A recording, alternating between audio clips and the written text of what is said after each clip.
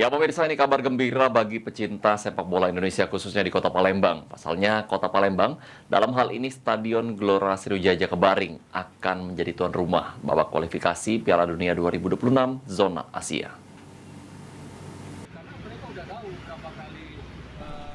Disampaikan oleh Sekretaris Asprof PSSI Sumsel, Syahril Musa, saat ini pihaknya menunggu surat resmi penunjukan Kota Palembang, dalam hal ini Stadion Gelora Sriwijaya Kebaring untuk menjadi tuan rumah babak kualifikasi Piala Dunia 2026 yang akan mempertandingkan timnas Indonesia menghadapi Brunei Darussalam.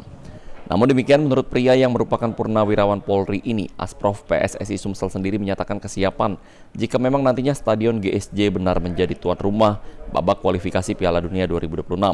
Karena selama ini Stadion GSJ telah mempunyai pengalaman untuk menyelenggarakan event sepak bola berskala nasional maupun internasional. Kalau persiapan untuk lapangan, saya rasa kita selalu siap, selalu ready kan.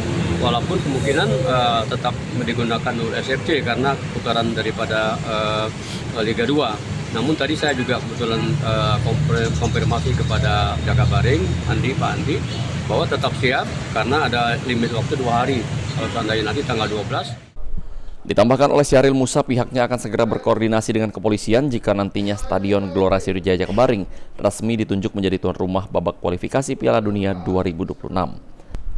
Berdasarkan jadwal timnas Indonesia yang diasuh oleh pelatih Sintayong akan berlaga dalam babak kualifikasi Piala Dunia 2026 pada tanggal 12 Oktober mendatang.